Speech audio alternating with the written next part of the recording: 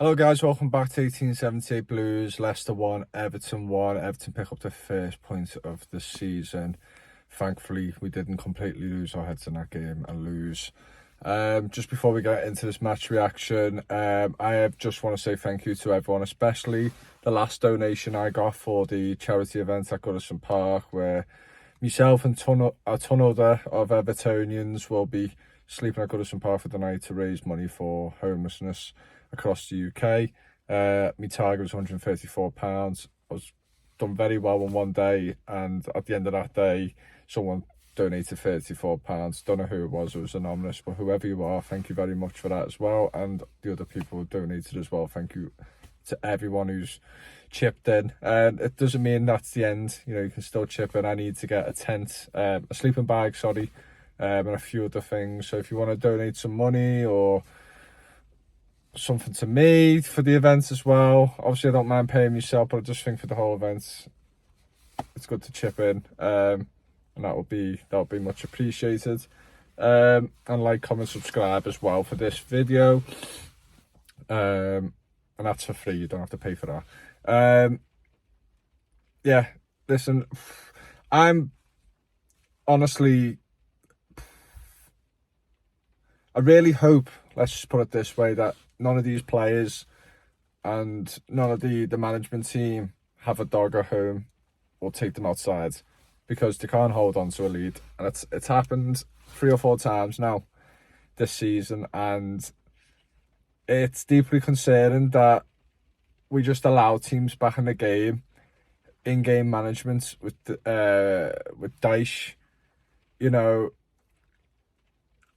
taking Lindstrom off, and I think someone else, can't remember who, made a massive impact on the game. We just completely stopped our rhythm, our pressing, and we just look like chickens with no head. That's funny because I've just recently watched Chicken Run.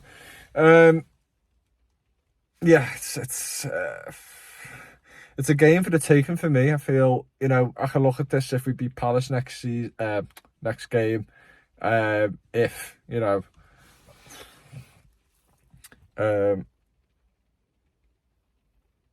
this team couldn't even win a bingo if it was just them at the bingo hall. You know what I mean? If there's no one else there and he was at the bingo hall, they still find a way not to win a game. So I couldn't trust them to beat Palace next week. But if they did, hypothetically, you look at this as not as a bad result. But at the end of the day, in the position we are and the way this season could be, you know, every game you've got to take their moments to win the game, and you've got to see games out, and we're not at the moment. And yeah, a very, very positive display by a few players who I feel like I keep repeating all the time. And I thought he was brilliant again today, especially first half. He just offers something different. I think we've all seen it since day one. Obviously, we're not expecting him to set the world alight straight away, but you could just see it compared to him, to many other players. He's just got something different about him, and that's why we've paid the money for him. He's just a clever footballer, skillful and creative, which we've missed for a while. And his goal just sums it up. He always does this like fake shot, fake cross, drops a shoulder, spins a player around, or spins around the player. But his goal is just great. He just takes on a few Leicester City players and then whacks in the near post, hits the post and goes in. But it's a fantastic finish for Ndai. It's a fantastic goal. Ashley Young's pass to that build-up is great as well. But yeah, Lindstrom again, missing a big chance. You know, gets to the point, if he keeps missing these big chances, then you have to start questioning him. But that's too early up to now. But he should have took that away, or maybe done a lot better. At least get on target. I know it was at an awkward height, the cross, but yeah, I feel like you just got to be always ready in them scenarios, especially for the Premier League footballer. And yeah, a few good counter attacks, could have done more with. They've had a few chances themselves. Pickford pushing on the bar. They had a few more chances, but I just thought the amount of chances or times we got in their last third of the pitch, we should have done. We should have done a lot better. I think that's going to be fucking advertised for my videos. Every time this light goes off, I have to open the fucking door. Every video. But yeah, I just feel like it's a massive opportunity missed. I can go into depth more about it, but it's, well, I've done this pretty late and I've got a fight to go to, so it's only going to be a short, not a fight to go to, a fight to watch.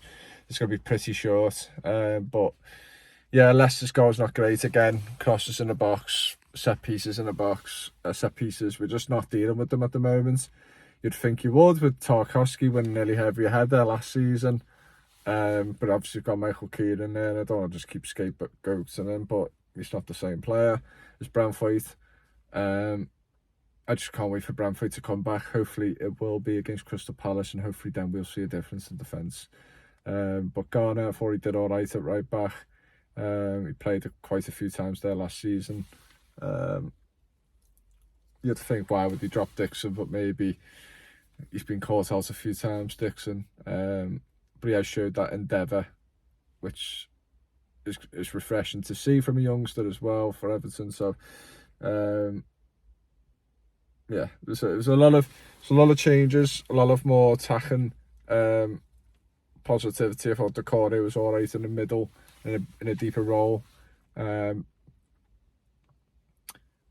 Lindstrom done all right. McNeil done all right. I thought McNeil was involved in the first goal. I feel like I'm getting confused. I can't remember. I know. I think it was just a shot from Ndiaye. Yeah, I think it was. Or one of the chances he done a great bit of skill to get past a few players and pass it on to Ndiaye. But McNeil's looking fitter, better. Mangala thought was cool on the ball. I just thought Leicester wasn't that great, and their goal was scruffy. Our fault, like, but you know, them type of games, you need to take your chances. You need to take their moments. You need to see them games out when the other team don't look very good. And we didn't. And you could say it's a positive result because we've got a point on the board, but we need to be more ruthless than that. We should have won a game already this season against Bournemouth. I know people go, it's a 90-minute game, not 87 minutes, but 2-0 up in 87 minutes and you get not even draw the game, you lose the game is fucking diabolical. And I'll never get over that till we have a massive win, or till the season finishes. It's going to be hard for me to get over that game because it's still unbelievable that that's happened. But yeah, it's a point. We move on. Technically we drew against Southampton. If it was a league game, it would have been a draw, so another point in a sense. So listen, you may have gone out of that game, lost the game because of pens, but we've drew both games in 90 minutes. It isn't the end of the world. They are both promoted teams, to be fair as well. But it's a bit slightly more positive, slightly. I don't know if that's going to give me much confidence going to the Crystal Palace game when they got the likes of Mateta, Eze coming at you. So players like that, it's not ideal. It's not ideal. I still think Crystal Palace have a better team than what they're showing, so that will be a tough game. No matter what, every game's going to be tough for Everton because we are fucking shite. But yeah, there's a few little positives of today. We scored again as well, which was a problem last season, but now we're scoring goals, but we're conceding a fuckload as well. So I just want to see Brentford back in that team and just hopefully see a massive difference, because he does have that composure about him, and I don't know, like a future captain kind of type of player he will be, and just a bit of class as well. So and agility and too many compliments to Brentford. Just get him back in the fucking side, and then hopefully we can keep hold of a lead. So anyway, I'll see you all soon. Anyway, I might do an actual match preview this week for the Crystal Palace. I haven't done one this season yet. So like, comment, subscribe, and I'll see you all soon. Up the toffees.